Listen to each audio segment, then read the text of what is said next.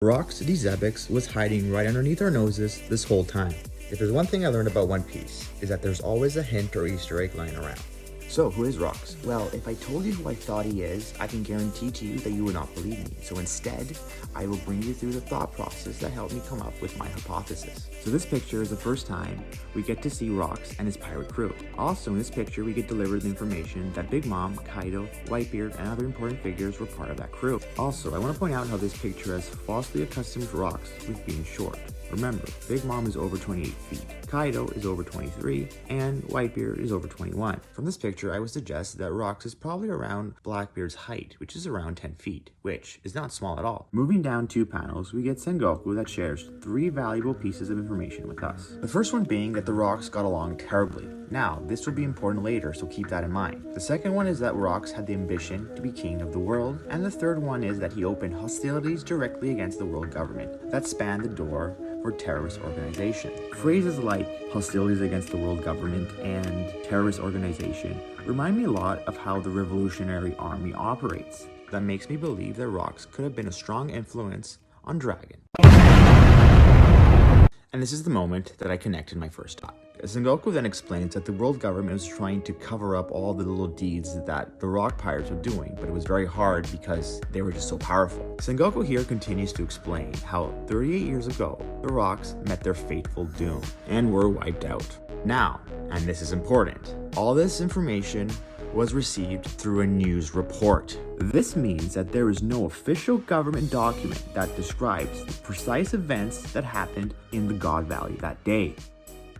Sengoku says that a rampaging force of evil that nobody was able to stop was finally halted by a vice admiral by the name of Garp. But now that I know that the source of information of these events is not very reliable, I ask myself the question of whether the rampaging force of evil was really the rock pirates. Nevertheless, this was the moment that Garp earned his name of Hero of the Marines. And then we learned that although Garp gained international fame from this event, he does not want to talk about it. Something that I found strange about this panel was the way Sengoku worded the phrase, "There are so many legends about him." Why wouldn't he say there were so many legends about him? See, the choice of article leaves me suspicious that not much information was known about Garp prior to the God Valley incident. We then get revealed that it's because of 2 reasons that Garp does not want to talk about the God Valley. One being that he had to work with pirates, which is very reasonable, and 2, because he had to protect the Celestial Dragon. Now that one is not very reasonable. It's not very reasonable because when you join the Marines, you are making a life decision. And in that decision, it is your duty to defend and even to die for the Celestial Dragons. We then get Sengoku defending Garp's behavior by saying that it's not within his moral compass to defend the Celestial Dragons. See, although Sengoku created a reasonable argument, I found his excuse to be unsatisfactory. See, at this point, I had suspicion that Garp had more layers to uncover about his role in the God Valley incident. Sengoku continues on to say that Roger and Garp teamed up in order to protect the Celestial Dragons and their slaves, and eventually break up the Rocks pirates. In the next panel, we get a Marine naming the lineup of the God Valley incident. We get all the names except Garp. Now, could this just be a coincidence, or could this be because Garp was part of one of those teams? Sengoku says something very important in the next panel. He says that Rocks was Roger's first and probably greatest foe that he ever had. Now, who is another known rival of Roger? Well, it's obviously Garp. And not only was Garp Roger's greatest rival, but he was also his last.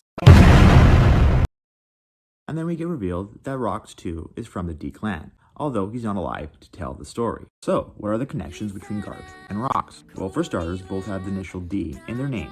Both were Roger's greatest rival, with Rocks being his first and Garp being his last. And if Rocks' career ended in God Valley, Garp's career began in that same spot.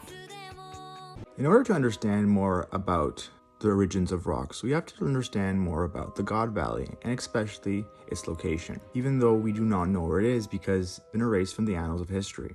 Or has it been erased from the annals of history? See, because erased from the annals of history could mean 2 things. 1, it could mean that it's destroyed, or 2, it could mean that there's no recorded data on the location and the whereabouts of the God Valley, which could mean that it's still around. So what's the only island that's not affiliated with the world government in the Grand Line? Well, if you guys thought Wano, you thought correctly. So, if the Wano area is not affiliated with the government, then there could be a possibility that the God Valley could be located around the Wano area. In chapter 954 of the manga, Oda shows us a different way of how to get into Wano and gives us a pictogram view of Wano. Now, I'm going to show you two pictures and I want you guys to look and compare the two and tell me if you see any similarities or differences. Ladies and gentlemen, what you're actually looking at is the same picture, meaning that the God Valley has been in Wano all along. So I'm going to let you in on a little insight. The manga readers might know this, but Oda gives us a short-term illustration series and he presents them on top of a chapter for a series of chapters, just like the ones I'm showing you right now. Now, one of these short illustration series gives us a very rough draft of the God Valley incident. The short-term illustration series is called The Name of Mrs. Goldenweek's Strategy Meet Baroque, and it spans over from chapter 359 to 410. Now, I'm not going to go through the whole story, but if you guys want me to do a video that goes over this whole short-term illustration and breaks it down, I could. Just let me know in the comments. A couple things I want you to know from this story, though. One is that Wano 38 years ago was part of the world government. 2, Onigashima before Kaido's palace used to be a prison. And 3, the Rocks pirates decided to go there because they had some comrades that were being kept held prisoners. What's the characteristic that stands out in Onigashima? Well, it's obviously the massive skull. Now, could there be a possibility that this massive skull, when alive, was a ravaging force of evil that nobody was able to stop? Until obviously Garp showed up and teamed up with Roger to defeat this menacing evil. Now listen carefully to how Sengoku words his words. He says that Roger and Garp teamed up in order to protect the Celestial Dragons, and that they eventually were able to break apart the Rock Pirates. He never mentions that they fought the Rock Pirates. He just says that they managed to break them apart, which leaves it open to interpretation that probably their captain was either defeated or something else happened that we do not know of. See, I believe that the dissolution of the Rock Pirates was due to the fact that their captain went missing. Or, even better, and this is completely my theory, their captain completely changed as a person. So, where do we see a split personality in the world of One Piece? Well, the answer lies in Cavendish. So in chapter 773 of One Piece, we learned that Cavendish has a split personality in where when Cavendish goes to sleep, Hakuba takes over the body. Now, I want you to pay close attention to the picture in where we first get introduced to Hakuba. See, in this panel, we see Hakuba, aka Cavendish, that slices the Linger. Notice how Linger has horns, and that in the panel below, there is a sword that is placed in a very familiar way. Well, it reminds me a lot of that gigantic sword sliced in the ground right next to the massive skull in Onigashima. So, do we have any clues that deep inside Garp is a lurking shadow of Rocks D Xebec? But the first time that we get introduced to Garp, he initially has a mask of a dog, and then he takes it off to reveal that he is Garp, Luffy's grandfather.